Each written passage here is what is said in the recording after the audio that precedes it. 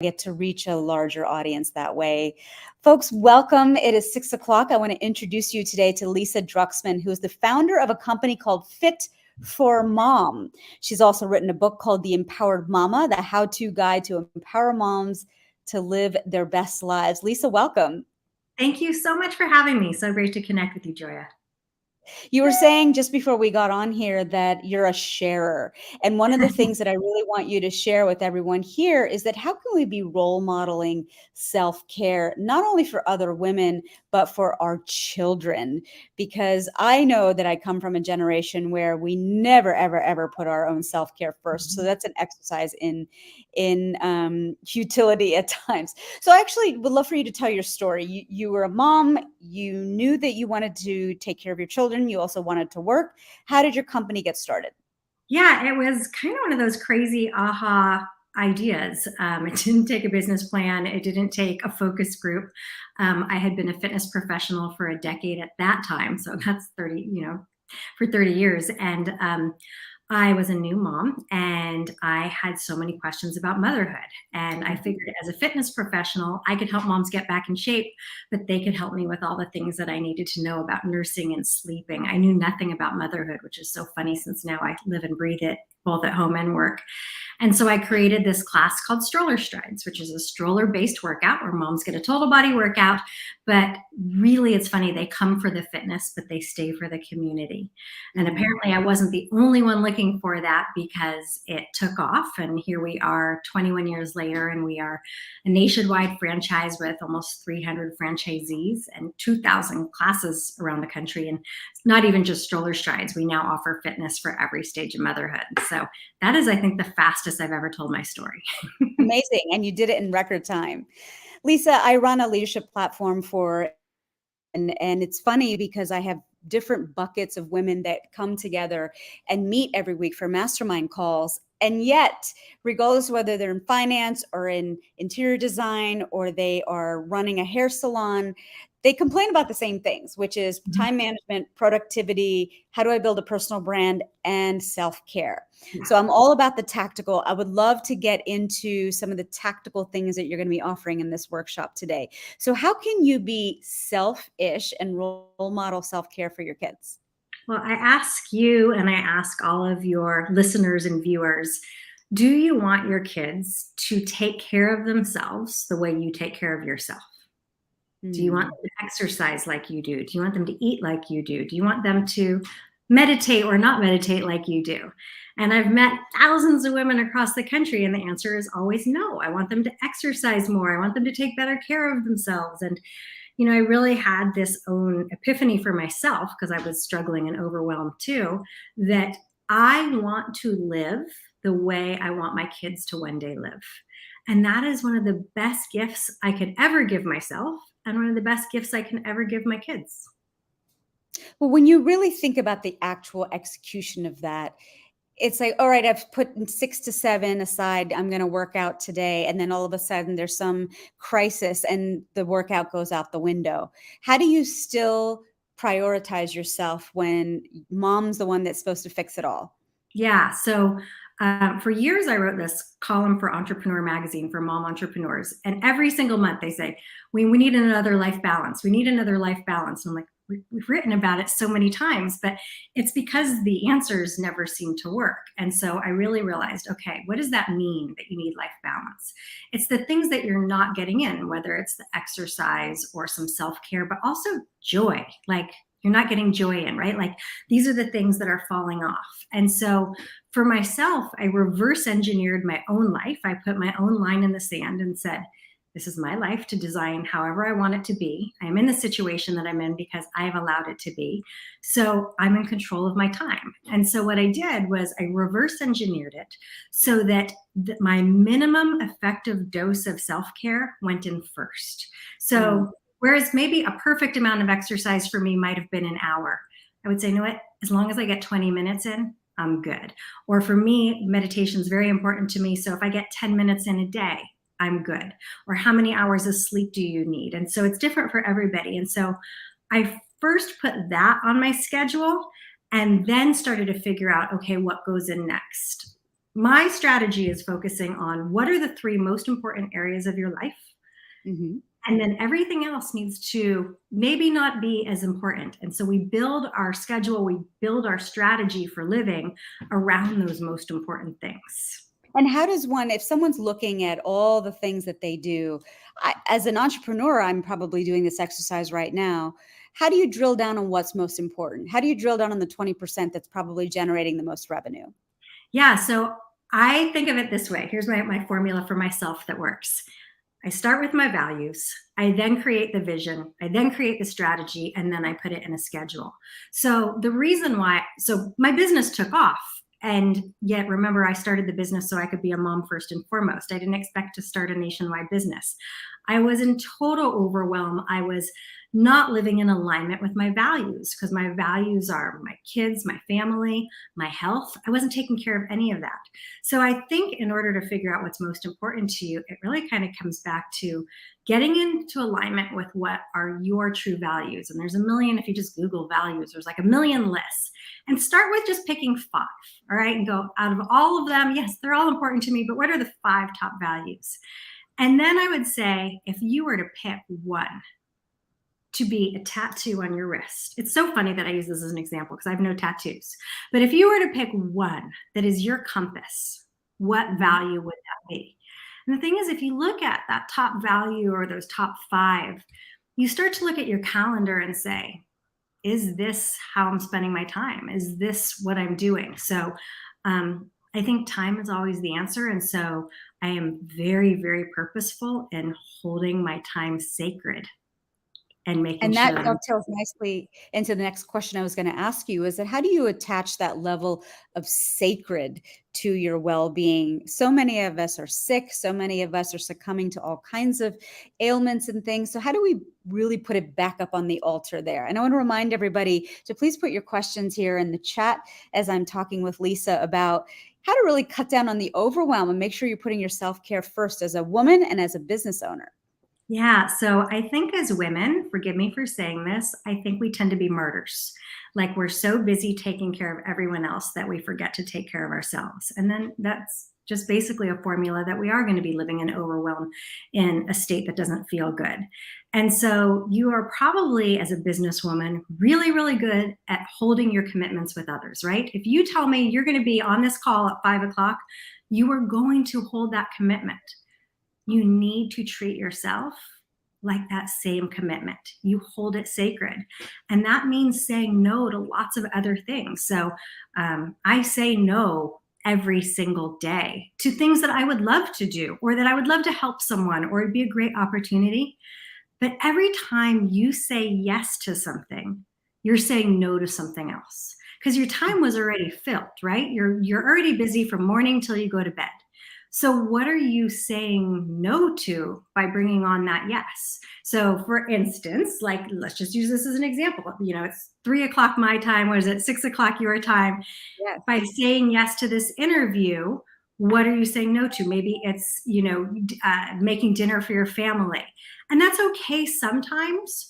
But if you keep saying no to the things that are important to you, things aren't going to work out. So I love that saying, if it's not a hell yeah, it's a no.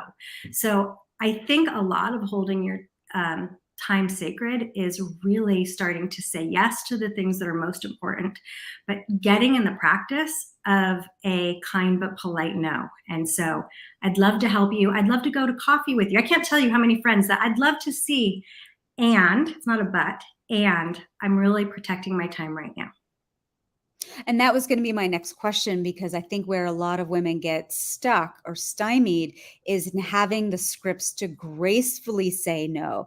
Because let's face it, up until 30, 40 years ago, likability was our superpower. Yes. And now we're moving into positions of power. We're CEO, we're managing director, we're senior counsel. So we do need to say no to stuff because work is demanding of us. But what are the scripts that people can tuck away in their back pocket to use to say no?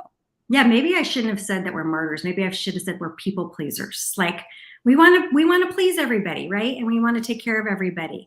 I think that the scripts change on who it is. If you're speaking to a friend, if you're speaking to someone, I mean, every single day I get someone who kindly emails me and says, Lisa, can we go for coffee? I'd love to run an idea by you. Mm. And so I have a template that is a copy and paste response. I can personalize it that says, thank you so much for the invite. I'm flattered that you love my opinion, and I need to protect my time. So unfortunately, I don't have time for this. I give them some resources. So if it's a work thing, like give them some, if chances are you're an expert in a certain area, people come to you for certain things. Okay. So give them some resources that they can check out, your podcast, a website, a book that you like. So copy and paste that so that you're not saying, hey, I can't help you, but here's some things that you can do on your own. And one of the things that I say in that template is, I hope that me holding my boundaries is, I don't know if I say it in these exact words, but here's the concept of it, is modeling for you what I hope that you will do as well. I love that. You don't see it very often. I've seen it on people's out of pocket or out of office autoresponders. A previous speaker like yourself said that he was taking a much needed break, and then he cut and pasted an article on how taking downtime is the new form of social justice. And I was Absolutely. like, wow, that's brilliant. I had, so the last couple of summers, well, since the pandemic, I should say, I guess, so last summer and this summer, I've been taking a 3-week European vacation with my family. And I did something on my out of office that I couldn't believe the response I got. My out of office was, thank you for your email. I'm practicing what I preach and I'm unplugging, and your email will be deleted. I am not going to come back to reading 1,000 emails. So if it's important, here's other people you can contact, or if it's important to you, resend it after this date. And I set every single email to auto archive, because how stressful is it to come back from vacation and have to be reading emails the whole time? And what was the response to that before we move on to the next point? Well, I didn't get any email responses because they're, but when I spoke to people, they were like, that is mind blowing. First, most people would say, I wish my company would allow me to do that. And I certainly would allow any of my team members to do the same. Most people are like, that's what we need to do more of. There was nobody who was frustrated. There was no one who was angry. And I came home from 3 weeks to having no emails. Pretty And awesome. all of your Zen went right out the door. Yeah. I want to remind everyone to please put your questions in the chat function. I will ask them to Lisa as we finish our conversation. I want to talk about permission, because permission is something that I seek from my business coach. And I see how a lot of women are seeking permission from other people to just do basic things like self-care. Where does permission fit in the landscape of saying no? I believe that if you really tap into what you truly need, giving yourself permission is also going to be a gift to whomever it is you're serving, whether it is if you're a leader and it's your team members, whether it's your spouse or your family. Give yourself permission, because you can't pour from an empty cup, right? And we all know that. We hear that, we see it on Pinterest all the time, but like, I mean it. So giving yourself permission is, I know what I need to do so I can be my best leader. I give myself permission regularly to take breaks. I mean, I can't even begin to tell you how life-changing that is. And if I would have thought of that years ago, I would have said, I don't have time to take breaks. There's the inbox is never ending. The to-dos are never ending. But by taking breaks, I'm purposeful about my breaks throughout the day. I find more joy in the day. I get the clarity that I need, and I have more energy. Like, I don't know about you, but I would normally start like hitting the wall at like 3-4 o'clock. Like I couldn't even make, like I was like done, fried. I redesigned my day. I redesigned my week. I feel so much better. I look forward to each day. I don't just live for weekends anymore, which I feel like too many of us do. We live for weekend. We go, thank God it's Friday, or live for vacation. But I've designed my week to go actually look forward to each day. Like different days have different themes. So Mondays, Wednesdays, and Thursdays for my schedule are big meeting days. Get all the meetings done. Tuesdays, I don't take any meetings. It is my deep work day.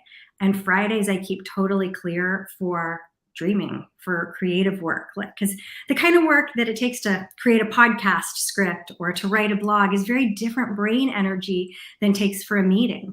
And so I look forward to kind of the nuances of each day. When you sit down to design it, I sit down to design my week on Sundays.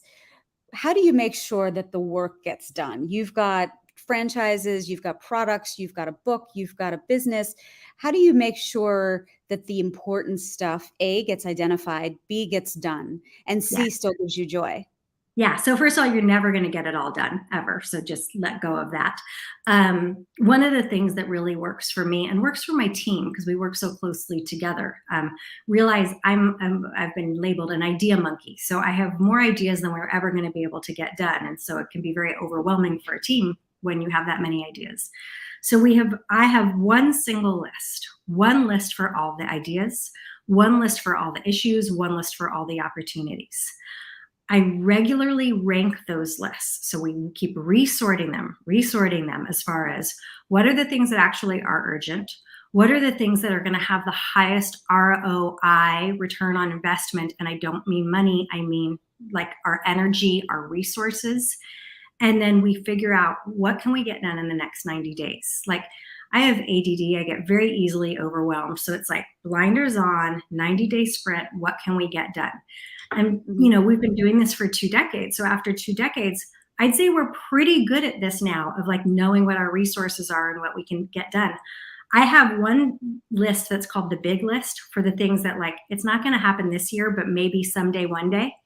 Like give it a place, because you don't want things running around in your brain that like causes stress. Give it a place, give it a home, and then annually go through that big list and say, is this the year? Is this the year it's going to happen? But I have many things on my list that may never happen or might not happen for years from now. Lisa, I'm hosting a dinner tomorrow night in Boston. I wish I could come. I would love to have you there. I did an event in San Diego a couple years ago. I'll have to do that again. One of the questions or the challenges that one of the attendees is putting to the table is, what would you say are the top 3 systems that you need as a successful business owner? Wow, like software kind of systems, like hiring systems, marketing systems, get to know your number systems. I made my own list as part of the answer. But when you think about the systems that you've put in place to run a business, which of those are high on your list? Yeah, that's a great question and not one that I necessarily have an articulate answer for. I mean, one system that we have, and I don't know, is the system for SOPs, for standard operating procedures. Because one of the things that happens is you create a system for something and then somebody retires or quits and then like the legacy is gone, right? The systems and the training is gone. So we really work on making sure that there's SOPs for everything that we do. So you're never losing that legacy. And so, I mean, honestly, we just keep it all in Google folders for each department has their own SOP, because I want to be able to jump into anybody's department and do their job if they win the lottery, right? Being a franchise, so I think that part of that mentality is because we're the franchisor. We want to make sure that we're creating systems that are repeatable by anybody, not just by me. We don't want to keep all the knowledge. So I'd say one thing is just creating SOPs to make sure everybody could do it.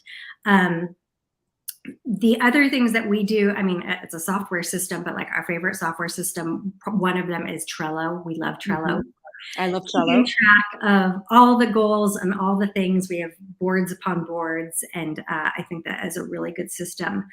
And then the other thing that we use that we didn't make up, but is called a scorecard. So again, we talk about having these goals for each quarter. You reverse engineer them. What are the things that need to happen? And then every single week we check in on a scorecard, because what are the metrics that need to happen to know if we are getting there? And we green, yellow, or red them. And if it's red, then what's the block? What's the obstacle, so we can get through it? One of the systems that we have been using the last couple of years that I really, really like is called EOS, which is the Entrepreneurial Operating System. I think that's what it stands for. And it's kind of like thinking about like iPhone works iOS, right? Like it doesn't really matter what system you use as long as you use one. So there's other systems out there as well. We like EOS, and having a structure and a shared language with your team members where all meetings are run the same way, goals are accounted for the same way. I think that kind of consistency is really helpful. All right, I want to pivot back to our conversation about moms and being business owners.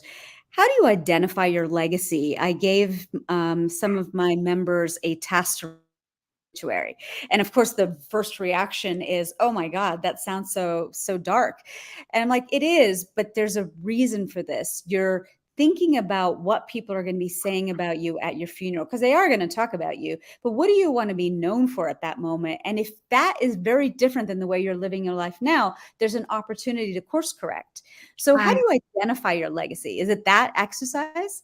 Yeah, I couldn't agree with you more. I don't see that as morbid. I see that as a compass. Because if at the end of your life, if you're picturing it, you're not living the way you'd want to be remembered, then something can change and you're getting a second chance by thinking about it. So I love that that is a question that you ask.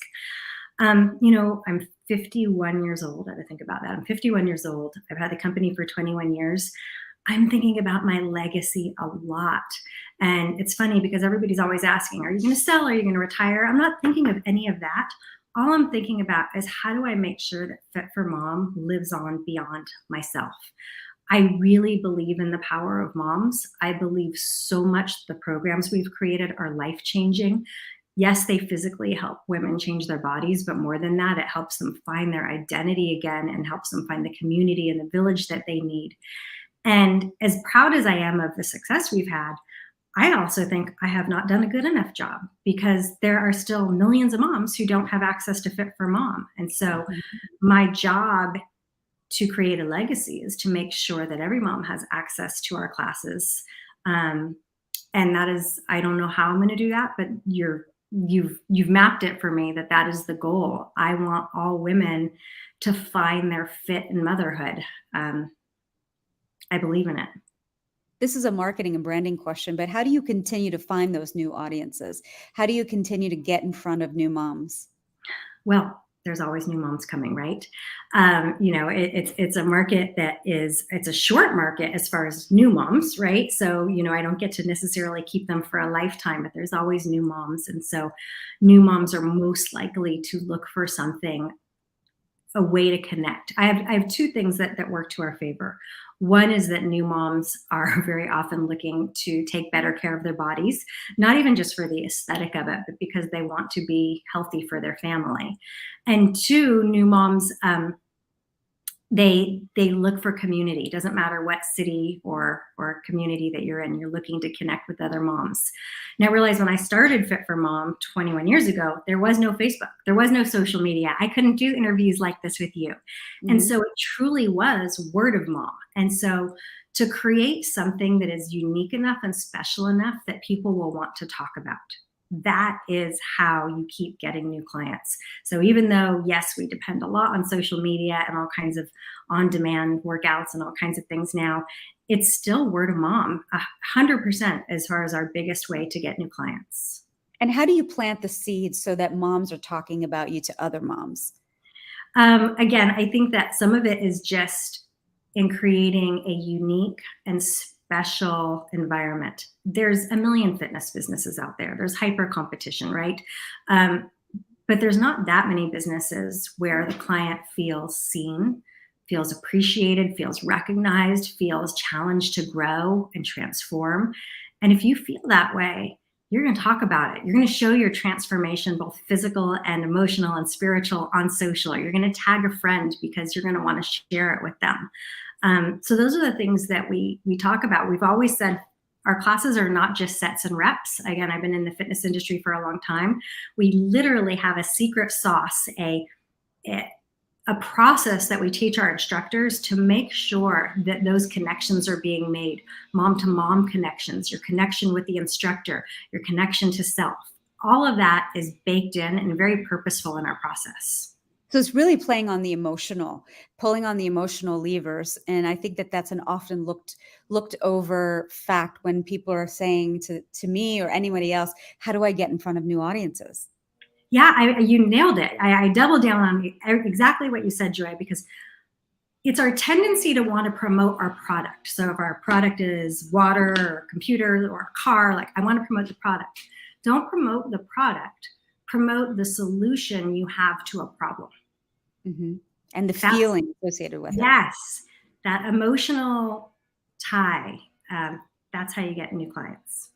You talked about values. If someone is struggling, a mom is struggling to find out what her values are, how do you get her to kickstart that process? Because I think that's probably one of the most powerful tools that we're sharing in this interview today. Thanks. Again, I think it can be as simple as doing a Google search, look up a value list, and just kind of go through them and start circling the ones that are meaningful to you. Not the ones necessarily you aspire to, not the ones that you want to be known for, but what are the ones that truly are in your heart important to you? And you start to narrow it down. And for me, it's always about reverse engineering it. What would a life look like if it was led by love or kindness or respect or honor, whatever value it is that you chose? Don't just pick a word. What does that look like? What is the action that takes place to know if you're in alignment with that value? And I would say if you're still feeling lost, like, I don't know what I value, pay attention when you're searching social at what are the things that resonate with you. What are the things that you're liking and connecting with? What are the things that get you fired up about and get you angry about? All of those things are absolutely indicators of the things that you value. I was at a mastermind in Atlanta, and I remember doing this exercise for the first time. And the most important piece of doing that exercise is, who are you when you strip away work? Because Yes. everything kind of comes back to work when you're picking your values. But when I stripped away work, it was adventure and beauty. Travel and showing up like this every day is important to me. And so I think about it that way every day when I sit down to look at my day and what am I excited about? I usually write it at night before I go to bed. And if I I love don't that. have some element of planning travel in my day for a trip that might not be happening for 9 months, but at least I'm planning something towards it, I know it just lights me up. I love that. And I love that you're talking about just joy. And I think that we touched on it a little bit earlier, but I think that's missing in self-care, if you want to call it self-care. Like, people think, well, okay, I need to make time for myself. So I need to exercise, or I need to eat my vegetables, or I need to sleep. Forget that. I mean, don't forget it, pay attention to it. But what do you want to do to bring you joy each day? A little thing. So for me, my feet have to hit dirt every day. So I take my dogs for a walk and I hit a trail. I got to hit dirt. I got to be in nature, because that is a value for me. Working in my garden for just a few minutes a day brings me joy. And just how powerful life can be when you're starting to feed the joy into your daily living. I don't know if you follow Esther Hicks, but she always talks about the fact that we have to be in alignment, or our vibration has to be in alignment with feeling good. And that's how we magnetize all the things that we want to us. I love that. Lisa, anything that I should have asked you that I haven't asked you yet as in closing? It's easy to say, what are we going to add to our lives? But the challenge is that you're already full. And so we talked about that you need to say no to things. I think sometimes we need to give ourselves a little bit of a reality check, because when I also ask, what TV series are you binge watching? Most of us have one. When you take a look at your phone and it's telling you how much time you're spending on it, it's a choice. And don't get me wrong, I will tell you the shows I love to binge watch, but I have a time and a space for it. And I'm making sure I'm getting those things done that really fill my life done first. One of the most powerful things I did last year was I took Facebook and Instagram off my phone. And that was really hard to do, especially because social media is such a big part of our business. But I said, you know what? I can check it on my computer once a day. It has given me so much more space. Now I practice Italian every day. So figure out what are the things that you need to prune, what are the things that you need to take out in order to create space for the things that you really love. Lisa, it's been a pleasure speaking to you today. We're speaking to entrepreneur and author Lisa Druxman in this workshop for mothers. She's the author of The Empowered Mama. Lisa, if anyone wants to get in touch with you or leverage any of the products that you have, what do they need to do? I certainly appreciate that. Well, if you want to check out any of our Fit for Mom classes, go to fitformom.com. It's fit with the number 4, mom.com. And certainly if you want to check out my book or anything else, you can go to lisadruxman.com. I have a podcast called The Empowered Mama. So if you're looking to reclaim your time, your health, and yourself, go check that out. And just go design a life you love to live. I love it. I love that you love to share that. Thank you so much. Thank you.